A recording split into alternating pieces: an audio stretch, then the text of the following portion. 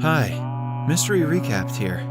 Today, I'm going to explain the first two episodes, called Red Light, Green Light, and Hell, from the South Korean survival drama Squid Game. Spoilers ahead, watch out, and take care. Song Gi-yoon is a middle-aged man living in a small house with his mother. Gi-yoon is drowning in loans and has a gambling addiction, making their financial condition very poor. At breakfast one day, Gi-yoon's mother hands him some money to buy his daughter, Ga-young, a birthday dinner.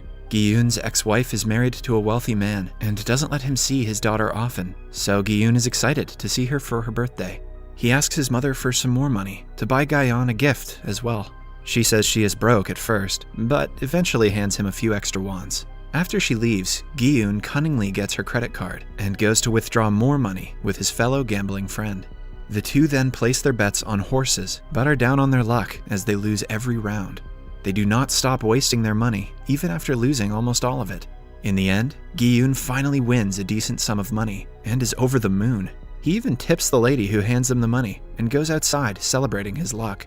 Just then, Gi-yoon notices some men approaching him, angrily. They are his debtors, to whom he owes a lot of money. Fearing his recent earnings might be taken, he runs inside the building again and crashes into a girl accidentally. The debtors eventually catch him and threaten to kill him if he doesn't return their money. A scared Gi-yoon tries to give them the money he just won, only to discover his pockets empty. He realizes that the girl he crashed into earlier was a pickpocket who stole his money. The debtors, however, do not care about this and start hitting Gi-yoon. They use a scalpel and put it into his nostrils, making him plead for his life. They say they will return after 1 month, and they leave. Now the man has zero money left. Hence, he goes back to the girl he tipped earlier and asks for his money back. He still doesn't have enough to buy his daughter a gift, so instead, he settles to winning her one from a claw machine. But with his luck, he cannot even get one toy into the hole. A little kid beside him offers to help and finally wins a black gift box. They celebrate the small win, and Gi-yoon leaves after thanking the kid. He probably should have taken that kid to the horse track. He takes his daughter to a tteokbokki stall, and the two enjoy the food. Ga-young is worried to see cuts and bruises on her father's face, which Gi-yoon says are just mosquito bites. He hands her the gift without checking what is inside the box.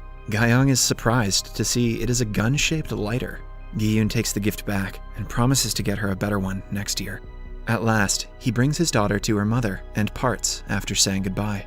Gi-yoon is now at a train station where he is approached by a well-mannered and well-dressed man. He invites Gi-yoon to play a game of dakshi, a game where they should flip a card by hitting it with another card. The man claims he will give Gi-yoon 100,000 won if he wins, but if he loses, the man will slap his face. As they play, Gi-yoon loses several rounds, getting slapped by the man numerous times. His cheek starts to bruise badly, but he doesn't stop. At last, he finally wins a round and gets the money he was promised. Then, the well-dressed man hands him a card, asking him to call the number if he wants to play more games like this.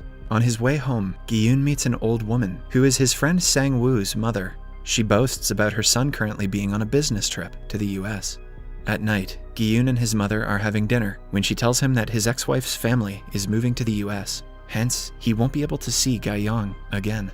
Gi-yoon is shocked, but cannot do anything because his ex-wife has the complete custody of his daughter because of his financial problems. That night, in desperation, he calls the number the man gave him and is called to a place nearby. A van pulls up in front of him and he is asked to get inside. As soon as he steps in, a gas spreads throughout the vehicle that knocks him out. When he wakes up, Gi-yoon is in a bunk bed with several other people around him. His clothes have been changed and all of his belongings are gone. Everyone seems to be as confused as him. We see that everyone in the room is being monitored by cameras. Gi-yoon meets an old man who has the number 001 written on his vest, while Gi-yoon has 456 written on his. The man says that he is suffering from a brain tumor. As they talk, a fight catches their attention. The girl who has stolen Gi-yoon's money the previous day is fighting with a man who appears to be a gangster. Gi-yoon interferes and threatens the girl to give him his money back. Their argument is stopped when the facility's staff, dressed in red suits and masks, enters the room. They welcome the people and announce that they will be playing 6 games in 6 days, and those who win all 6 of them will win a lot of prize money. One of the participants is Sang-woo, Gi-yoon's childhood friend who was supposed to be on a business trip to the US, according to his mother. It turns out that he is wanted by the police because he owes his client a total of 650 million won. So he lied to his mother. Shortly after, a sphere is brought to the ceiling of the room, which the staff claims will be filled with money once they complete the first game. Everyone is confused, but agrees to play the game anyway. They are made to sign a rule book that has only 3 rules. 1. Players are not allowed to stop playing once the game has begun. 2. Any player who refuses to play will be eliminated. And 3. The games will be terminated if the majority votes on it. Everyone signs the form and gets ready for the first game. Outside the room is a maze-like hallway. The contestants are made to take pictures and then are taken to a field that has a creepy statue of a doll on the far side. Gi-yoon approaches his old friend Sang-woo and asks him why he lied to his mother.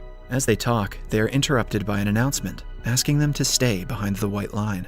Somewhere inside the facility, the overseer of the games gets a call from somewhere. He takes his place in front of the monitor and watches everyone play. Back in the field, the contestants are told that the first game is red light, green light. As the statue of the girl says red light, they have to freeze, and they can only move forward when the girl turns around and says green light. If anyone is caught moving, the statue will sense the motion, and the person will be eliminated. The game begins and goes on regularly for a while. That is, until the statue detects a motion, and one man is eliminated. He is shot dead at that very moment. The others do not comprehend what is happening, so they play the next round. But soon they find out the people who are eliminated are actually being killed. Chaos ensues, and people start running for the exit, and they are all shot. A pile of dead bodies falls around the entrance, and the place turns into a bloodbath. I will never look at this game the same way again. Only a handful of contestants remain frozen in fear. From the next round, everyone starts being more careful. Gi-yoon is still frozen on the ground, but moves when Sang-woo asks him to. He almost falls down once, but is saved by a man behind him named Ali. More people die as the game continues, and in the end, some of them finally pass the game, including Gi-yoon, Sang-woo, the pickpocket girl, Se-byok, the old man, Inam, the gangster, Deok-soo, and the guy who saved Gi-yoon, Ali. As the camera pans out, we see that they are on a secluded island, and the facility is underground. The staff clean up the dead bodies and burn them in furnaces. The surviving contestants are brought back to the room and are all shaken by what they just witnessed. Gi-yoon thanks Ali for saving his life earlier.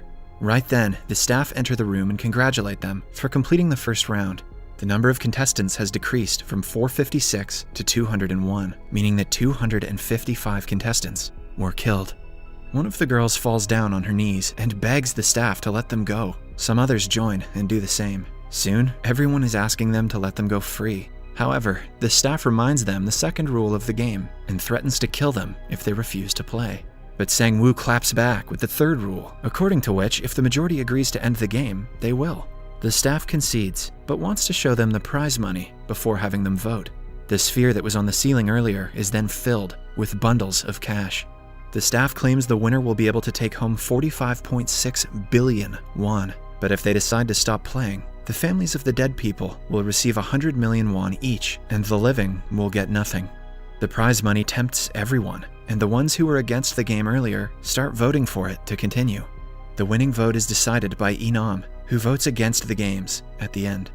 Finally, they will be allowed to go home without any damage. The staff says that if the majority of them want to play the game again, they will be contacted.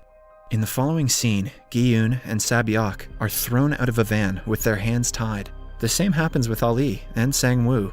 All of them go their separate ways. Sang-woo even hands Ali some money for his bus fare. Gi-yoon goes to the police directly and tells them about his kidnapping, but they find it hard to believe that the kidnappers sent him back because he voted for it. One police officer named Jun-ho is at the station as well. The card Gi-yoon is holding catches his attention.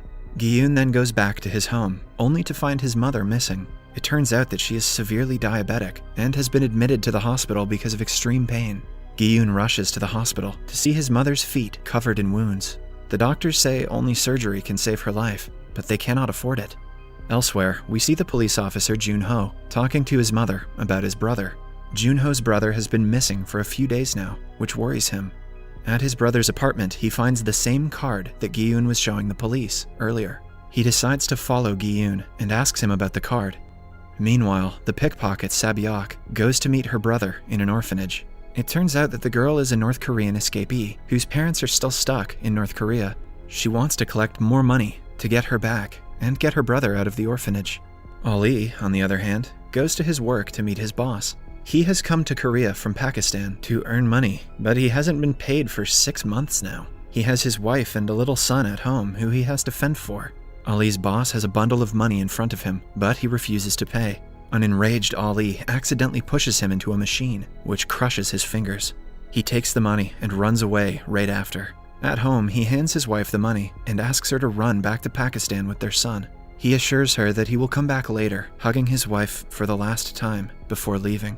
Meanwhile, Sang-woo calls his mother and lies to her about being in the US. His mother happily asks him not to get her any gifts and ends the phone call. Right after the call, the old woman is approached by some police officers, asking her about Sang-woo. They tell her that he is under investigation for stealing his client's money and ask her to report him if he comes to her. The woman is shocked and embarrassed in front of her customers. At the same time, Sang-woo receives a card from the same facility again. Gi-yoon, on the other hand, has no way to treat his mother's illness. He goes to his ex-wife to ask her for help, but she refuses to help him. As they argue, her new husband and their children return home. Gi-yoon walks out, only to be called back by the husband. He hands him a bundle of money and asks Gi-yoon to never approach his family again.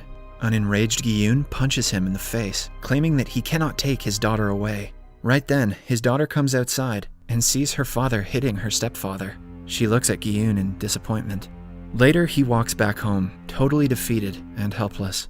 The police officer Jun-ho is waiting for him outside his house. He asks Gi-yoon about the card, but Gi-yoon dismisses it, saying that he was just drunk when he made the police report. He has made the decision to go back to the place again and doesn't want to cause any trouble with the police. Jun-ho tries to get him to talk, but Gi-yoon dismisses him.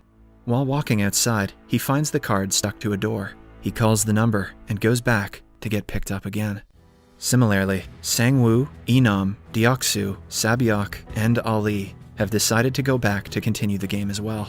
The episode ends as they get inside the van and are knocked out by the gas again.